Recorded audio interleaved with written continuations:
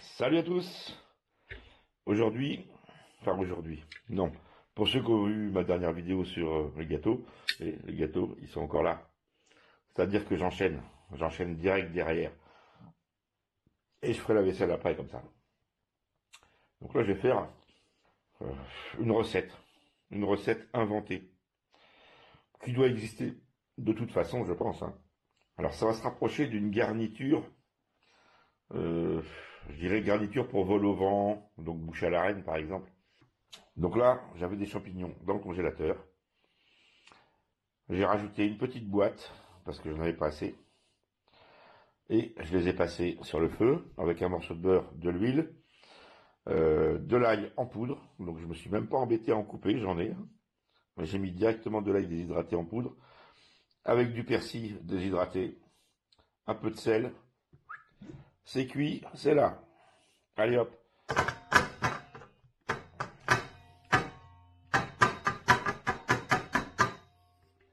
Je vide dans un récipient.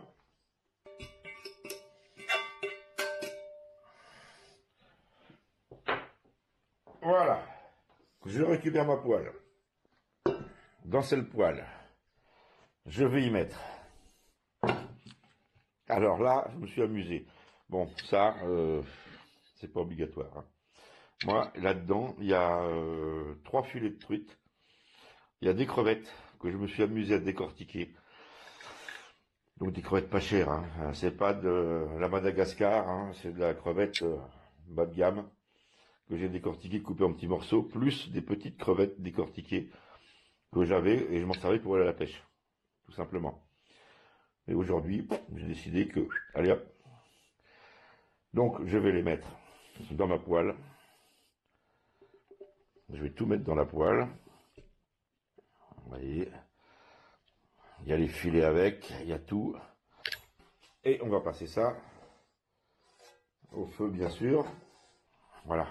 Là, on va mettre un peu d'huile, un morceau de beurre, on va assaisonner. Je passe ça au feu. Ici, du chou-fleur qui était frais. Poireaux, ça c'est des poireaux qui me restaient de l'année dernière. Donc c'était 2 petits poireaux que j'avais congelés. Bon bah voilà, c'est le moment de s'en servir. Allez, hop. Ici, des échalotes que je vais hacher menu. Là-bas, j'ai de l'emmental râpé. Ici, quelques herbes pour aromatiser. Bon, je range le gâteau, on attaque. Pour l'instant, je vais faire cuire parce que les filets de truite ne sont pas cuits. Donc je vais faire revenir tout ça rapidement. Je vous reprends ensuite. Et vous allez voir, vous allez vous régaler. Parce que ça va être vraiment sympathique, ça. Très sympathique. Voilà. Donc crevettes, poissons, c'est cuit. Bon, ça va très vite, hein, parce que les crevettes étaient déjà cuites. Il y avait juste à faire cuire les filets de truite, ça a été très vite. Tellement vite que ça a même quasiment accroché. J'ai pas flambé, par contre, j'ai salé, poivré, un petit morceau de beurre, et j'ai mis un fond de verre de vin blanc. Je vous explique pas l'odeur. Alors là, c'est pas compliqué, hein. On remet avec dans la gamelle avec les champignons. On mélange tout. Allez, c'est parti.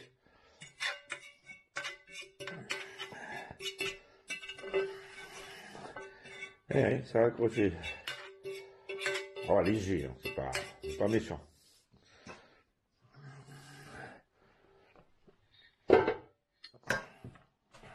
Ah, voilà. Et on mélange avec les champignons. Bon, ça va être divin, hein, je vous l'assure. C'est pas la première fois que je fais ça. Là, je suis sûr du résultat, hein. Je peux vous dire que là, c'est un régal. Allez, hop. J'ai haché les échalotes, quelques herbes du jardin.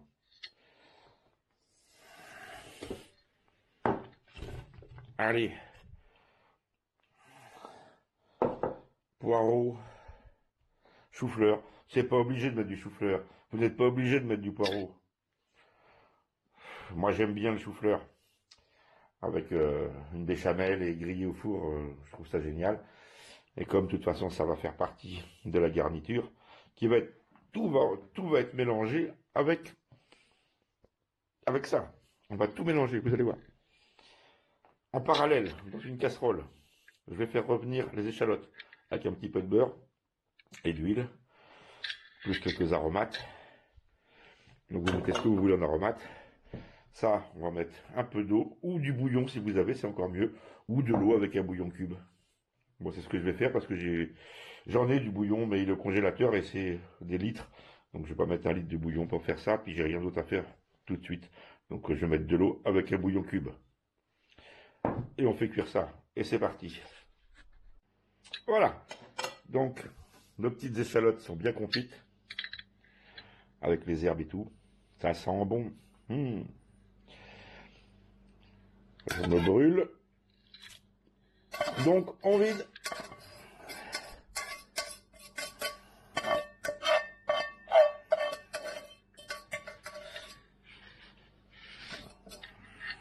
Voilà. On mélange un peu. De toute façon, après, il va y avoir un gros mélange, vous allez voir. Voilà, on peut retirer les branches, là, parce que ça, c'est pas terrible à manger. Le parfum est bien imbibé, il n'y a pas de souci.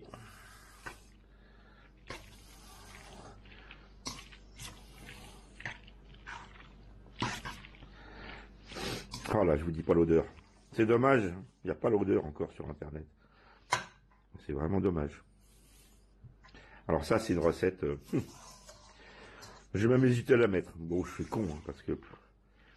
Mais ça, c'est une recette que tout le monde, tous ceux qui l'ont goûté, ils me la redemandent, quoi. Puis il y a longtemps que je ne l'avais pas faite. Alors je me suis dit, tiens, ce soir, j'avais une petite faim. Puis c'est une recette pas chère en plus, hein. Ce sont que des produits qui sont à un coût abordable. Donc vous arrivez à faire quelque chose de super bon, à un prix tout à fait raisonné. Bon, maintenant on va passer avec le reste, parce que c'est cuit aussi, hein. Le poireau est cuit et le chou-fleur aussi. Alors c'est pas obligé, si vous n'aimez pas le chou-fleur, vous n'êtes pas obligé de mettre du chou-fleur. Vous pouvez changer par d'autres légumes. Moi généralement, vous voyez, j'aurais eu des carottes, j'aurais mis un émincé de carottes dedans. Pas que ça, bien sûr, mais j'en aurais mis. Mais j'en ai pas, donc je le fais sans. Donc, chou-fleur et poireaux sont cuits. Alors j'avais mis quelques feuilles de laurier, ce qui ne gâche rien.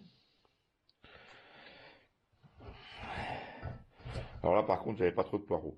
Et le poireau, c'est quand même quelque chose de très important dans cette recette. Ça, j'en aurais eu deux de plus, ça aurait été parfait. Là, ça manque vraiment de poireaux.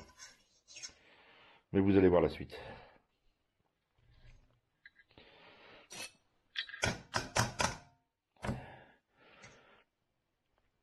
Voilà.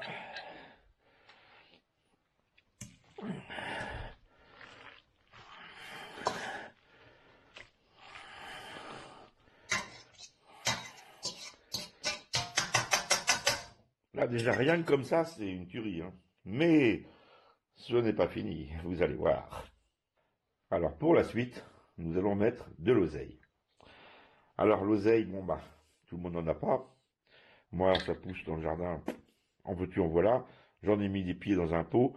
Là, j'ai ramassé juste quelques feuilles du pied qui était dans le pot, pour vous dire à peu près ce que ça veut produire. Et plus vous la coupez, plus elle repousse. C'est dans la bonne terre. Si vous avez des pieds chez vous qui ne veulent pas pousser, changez-les de place, tout simplement. Vous la déterrez, elle adore ça. Elle adore être déterrée, replantée ailleurs, pour avoir une terre plus riche.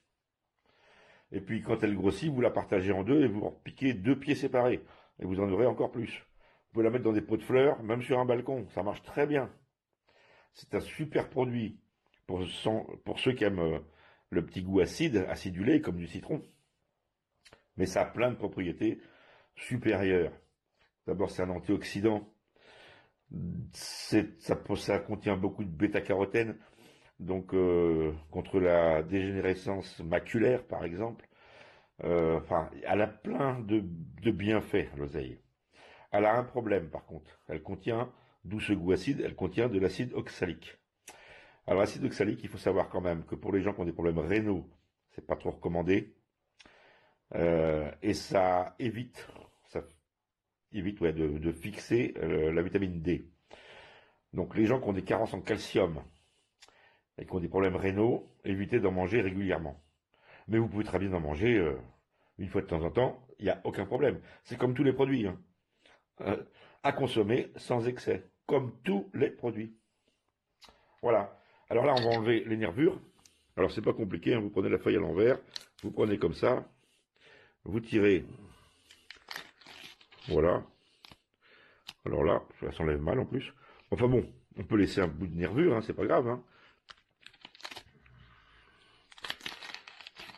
Faut juste enlever le plus gros, c'est tout. Voilà. Donc je vais enlever les grosses nervures sur toutes les feuilles. Ça va se faire en 1 minute 50. 2 minutes, allez. 2 minutes. Et après, on va la faire cuire à la poêle. Vous allez voir, ça va réduire. Il va rester 3 fois rien. Après, il faut la couper. Alors, vous embêtez pas. Hein. Vous prenez une grosse poignée comme ça. Vous serrez bien dans votre main. Un couteau.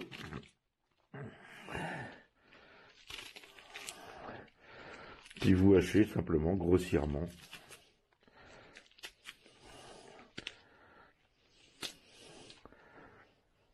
Voilà. Puis vous remplissez votre poêle comme ça. Ça va très très vite.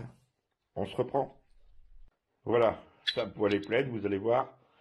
En 3 minutes, je vais vous montrer ce qui reste. Vous allez voir, ça représente 3 fois rien. Et c'est très rapide. Voilà, 3 minutes chrono. L'oseille est cuite. Vous allez voir, elle change tout de suite de couleur. Elle devient kaki. Vous voyez, il ne reste pas grand-chose. Hein.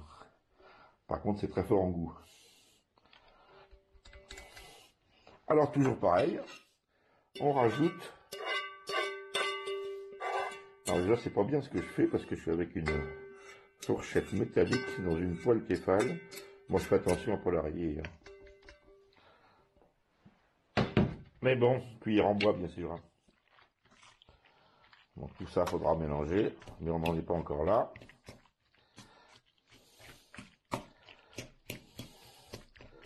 Écraser un peu le chou-fleur.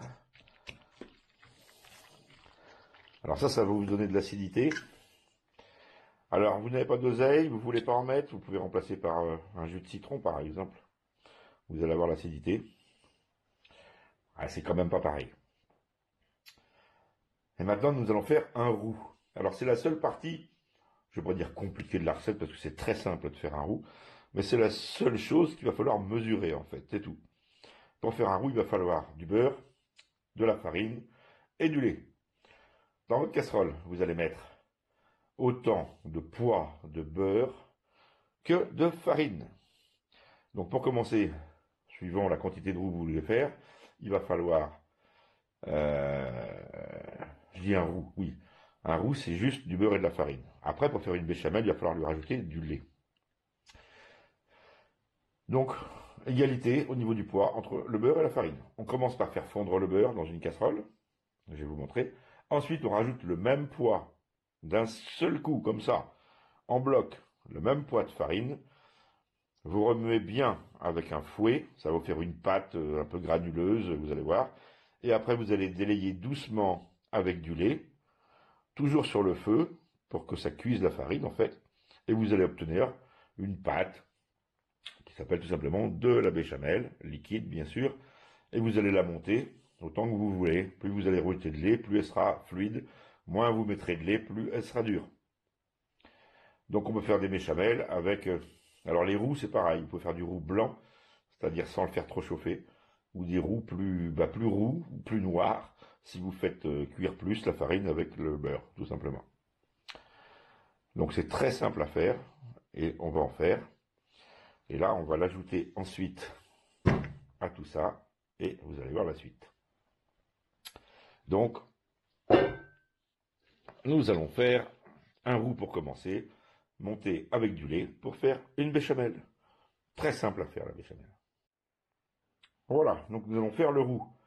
Donc pour la quantité que j'ai là, alors c'est à l'œil, hein, c'est du pifomètre, hein, comme souvent je fais dans mes recettes d'ailleurs. Beaucoup me demandent les quantités. Mais je suis désolé, souvent c'est à l'œil. Donc par contre là, j'ai bien pesé, mesuré la farine par rapport au beurre. 125 grammes, j'ai mis 125 grammes de beurre que je viens de faire fondre. Et on va lui ajouter direct 125 grammes de farine. Et là, on tourne.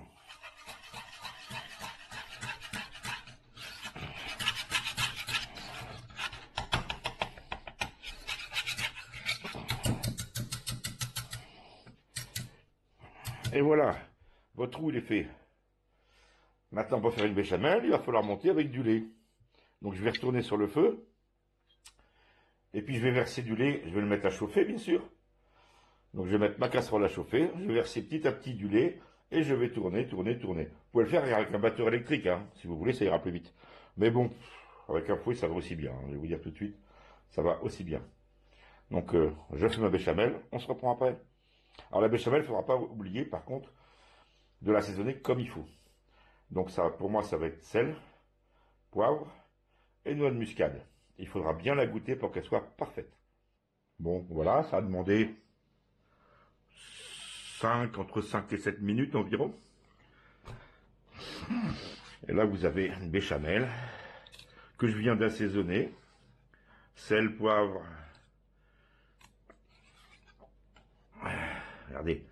Regardez, voilà. Il faut qu'elle ait une texture nappante, hein, bien sûr. Alors, si jamais elle est trop liquide, vous pouvez rajouter un petit peu de farine sur la fin. Et inversement, si elle est trop épaisse, rajouter un peu de lait, hein, c'est tout. Hein. Voilà, donc là j'en ai fait à peu près 1 litre. J'ai mis aussi de la noix de muscade, hein, un petit peu de noix de muscade. Voilà, et puis là, bah, c'est pas compliqué. Hein.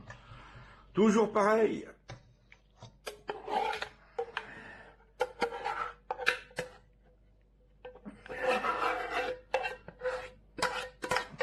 On reverse tout dans le plat principal.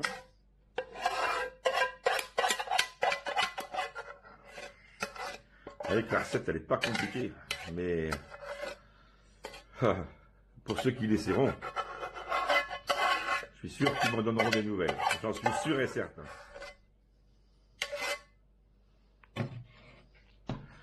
Voilà. Puis là, il va falloir tout remuer.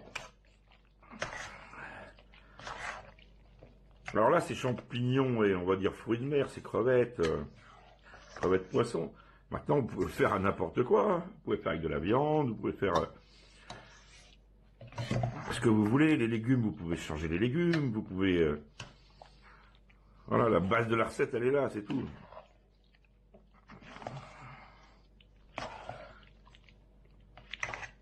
Mais celle-ci, elle est vraiment excellente. Alors, bien sûr, les gens qui n'aiment pas le poisson ni les crevettes, ça va pas le faire.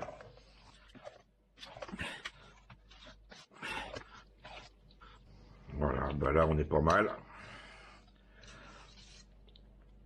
Et ben maintenant, on va remplir des ramequins, parce que la recette n'est pas finie, faut pas croire. Ah ouais, elle prend un petit peu de temps, enfin pas énormément non plus. Hein. Mais ça, par contre, ben, il n'y en a pas plusieurs repas, bien sûr. Hein. Moi, je suis tout seul, alors vous comprenez bien que là, j'ai 4-5 repas, ouais, facile. Et que ça m'a pas coûté cher, et que c'est délicieux. Allez, je vais voir ce que j'en ramequin, parce que comme, pour ceux qui savent, la maison est à vendre, j'ai donné pas mal de vaisselle à pas mal de monde, et ben, je sais pas trop ce qui me reste. Donc, je vais voir, je vais essayer de trouver quelque chose.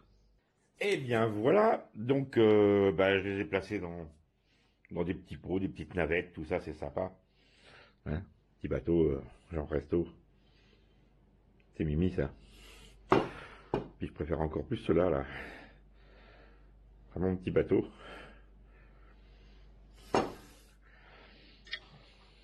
Voilà. Donc maintenant on va mettre du fromage par-dessus. Donc moi, ça va être de l'emmental. Voilà, fromage c'est bon. Maintenant, chapelure. Alors chapelure, soit de la toute faite, comme j'ai là. J'ai pas l'habitude. Hein. D'abord, je le fais généralement avec bah, des morceaux de pain dur, principalement, dans le blender. Ou au pire, des biscottes écrasées. Mais bon, un jour, je me suis fait prendre de court. J'en ai acheté. Bon, ça va pas une fortune non plus. Donc je vais mettre la chapelure toute faite. Mais c'est pas dans mon habitude, je vous le dis tout de suite. Alors ce plat, vous allez pouvoir le réaliser avec des faibles coups, comme je l'ai fait moi. Maintenant, si vous le voulez, on va dire, je ne vais pas dire 3 étoiles, mais au moins 1 étoile au guide Michelin, vous pouvez. Peut-être même 2, même, si vous peaufinez bien. Bah, c'est pas compliqué. Déjà le beurre, vous allez prendre du beurre de qualité. Donc Isigny ou autre, mais des beurres de qualité à la baratte. Les crevettes, c'est pareil. Moi j'ai mis de la crevette bas de gamme, mais rien ne vous empêche de mettre déjà de la crevette de Madagascar. C'est déjà autre chose. Ensuite, rien ne vous empêche de mettre de la langoustine. Mais vous pouvez monter aussi jusqu'à la langouste, et pourquoi pas au homard. Rien ne vous en empêche. Les poireaux, c'est pareil, hein, des bons poireaux. Qu'est-ce que j'ai mis d'autre? L'oseille, c'est de l'oseille. Le fromage, c'est une catastrophe de mettre de l'emmental dessus. Je vais vous dire, moi je le fais parce que c'est avec mes moyens. Mais si j'avais les moyens, ce serait du comté que j'aurais mis. Ce serait pas de l'emmental. Et ainsi de suite, et ainsi de suite. Ce produit-là, cette recette-là, on peut la sublimer, bien sûr. La même chose, mais avec des produits de qualité, tout simplement. Ce sera déjà pas mauvais comme ça. Mais il y a moyen de l'améliorer. Pas de problème. Les champignons, mettez des cèpes. Je mets ma petite chapelure et on passe au four. Voilà les amis, chapelure posée, on passe direct au four, je vous montre après. Bien voilà les amis, je pense que vous allez vous régaler. Là j'ai placé une petite salade de saison, donc ce sont des pissenlits. Attention, il y en a plusieurs espèces, il faut choisir les bons, qui ne sont pas trop amers. Ça coûte rien, c'est délicieux. Avec une petite sauce maison, vous allez vous régaler. Sur ce, à plus les amis, passez une bonne fin de semaine et on se revoit dans très peu de temps.